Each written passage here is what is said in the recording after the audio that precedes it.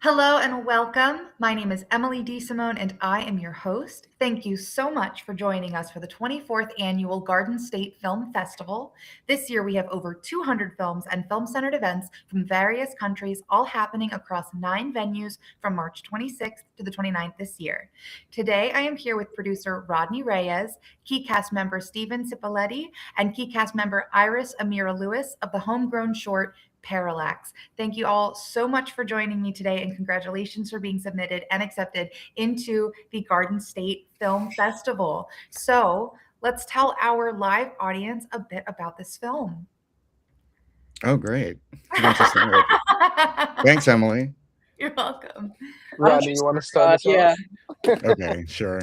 Um, Hi, my name is Rodney Reyes. I'm the co-producer, DP, and editor for the film Parallax, written and directed by Daryl Denner.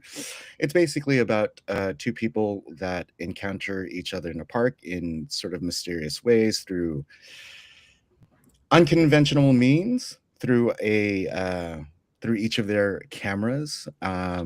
Basically, it's sort of like a little love story in a Twilight Zone-ish way. Don't want to spoil the ending, but I think it's a timeless tale where you find someone at a location, and yeah, maybe sparks can fly if the stars align or the cameras that you hold actually work. That's all I'm gonna say.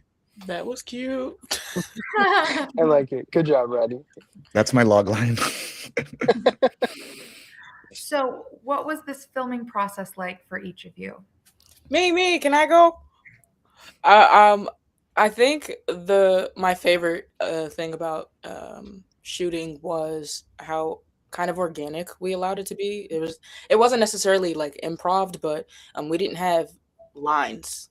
That's not necessarily a spoiler, but there's no dialogue, and so a lot of what went down when we filmed was really for the moment. Obviously, scenes were set up like certain shots. Oh, this is where this happens, but it was really left to us to like manage how that character like navigated whatever part of the story was happening. And so I really like short films like that, because I find it interesting to really, in the sense of how art is created, allow it to just organically be what it is, if that made any sense. But that's kind of how the process of filming went. It was in one day, and we had one location, and really we all just let our creativity flow in making it. So it was really fun and very, very chill. It was a very chill vibe.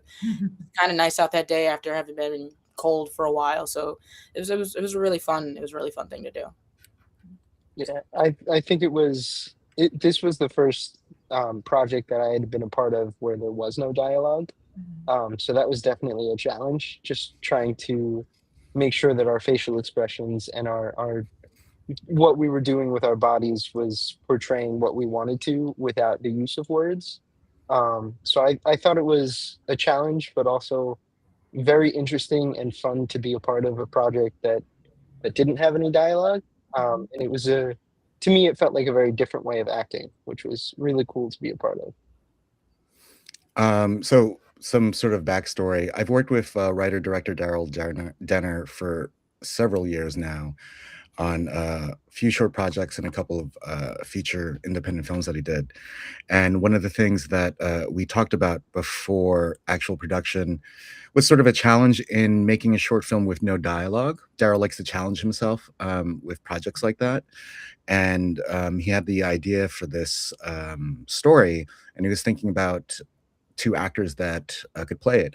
And I've worked with Steven and Iris on theater, and I think at this time, I think Iris you might have already worked with Steven with your short film Yeah. Splinter at that time. Yeah. Yes. So I already knew, and like they're friends obviously, and I think they had good chemistry. So I recommended them to Daryl, show Daryl some clips of them in various projects.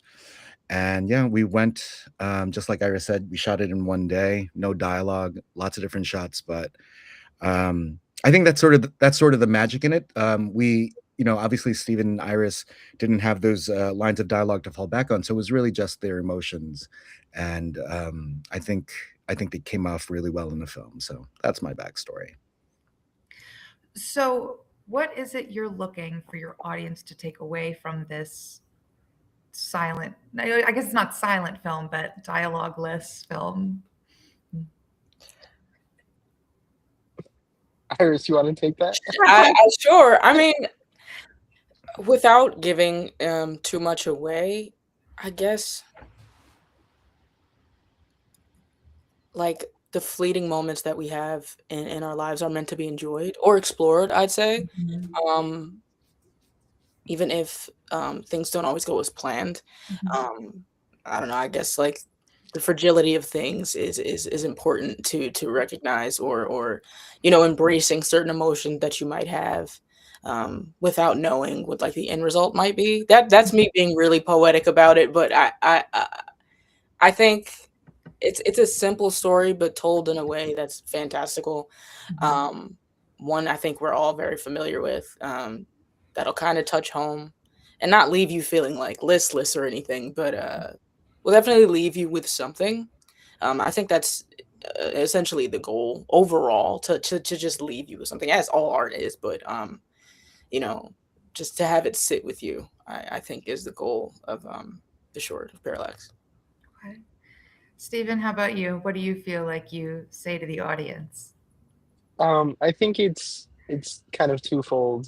Mhm. One, that art can exist without one aspect of it. So we don't have dialogue, but that doesn't make it any less artistic or interesting or a piece of art.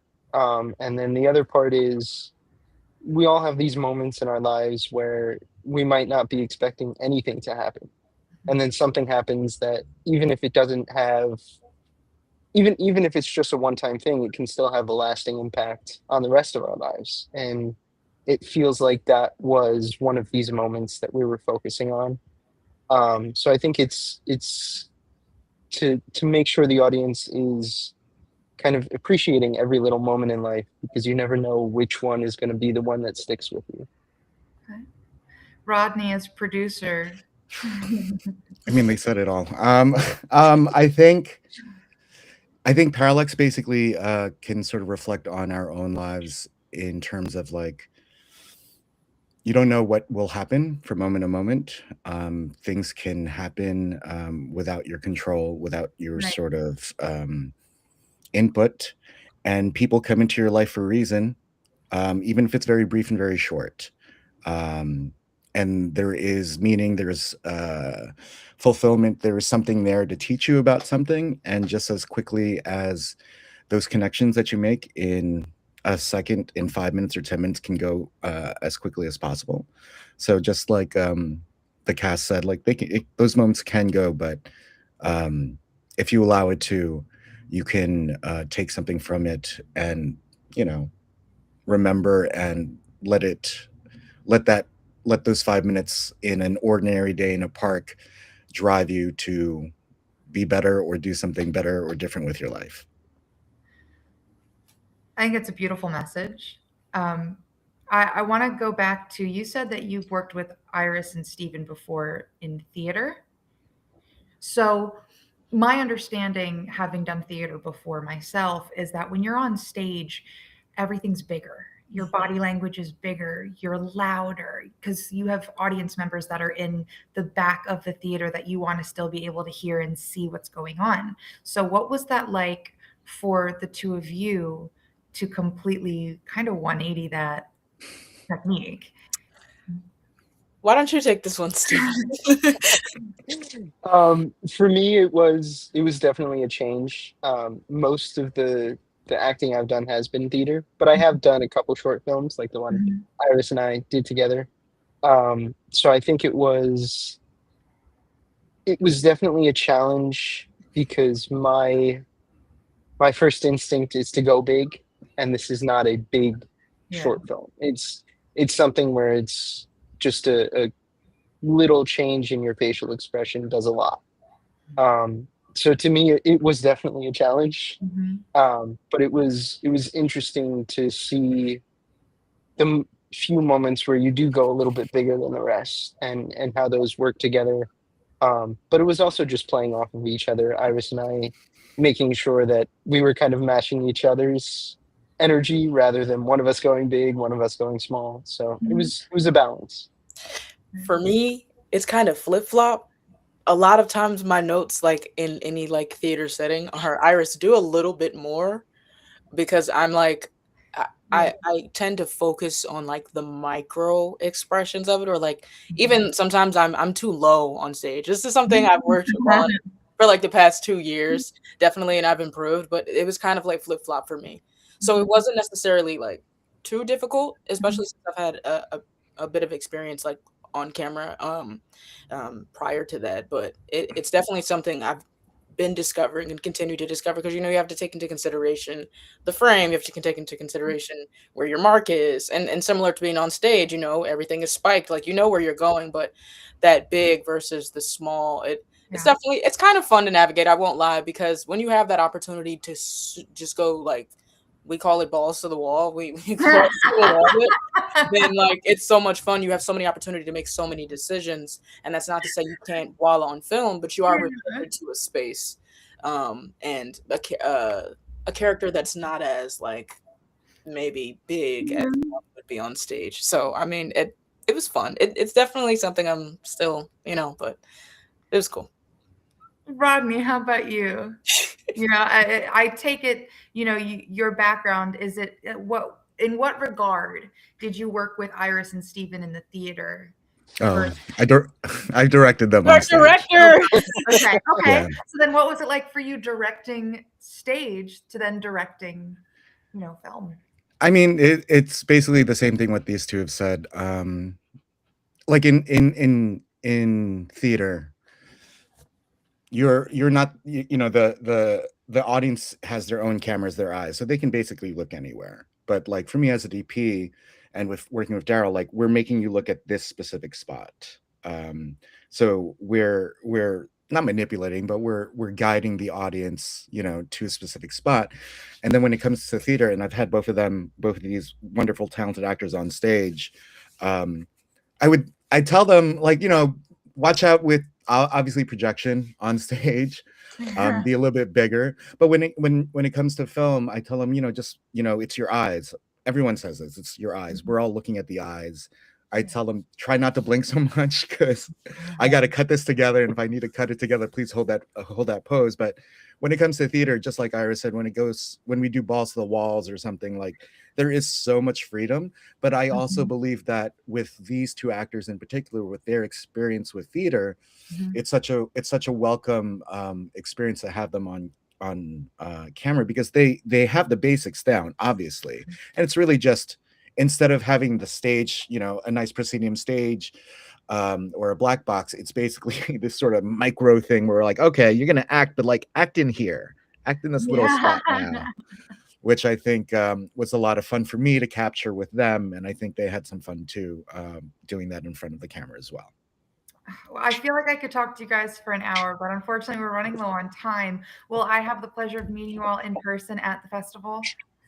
Yes. Absolutely. Fantastic. I love to hear it. Well, for our audience, Parallax will be screening at the Cranford Theater on Saturday, March 28th during the block running from 3 p.m. to 5 p.m. We hope to see you at the Garden State Film Festival this year with over 200 films screening across 9 venues, including hosting parties, panels, events, and more. Get your tickets at gsff.org/tickets. Thank you all again so much for taking the time to join me today, and I hope you have a wonderful rest of your day.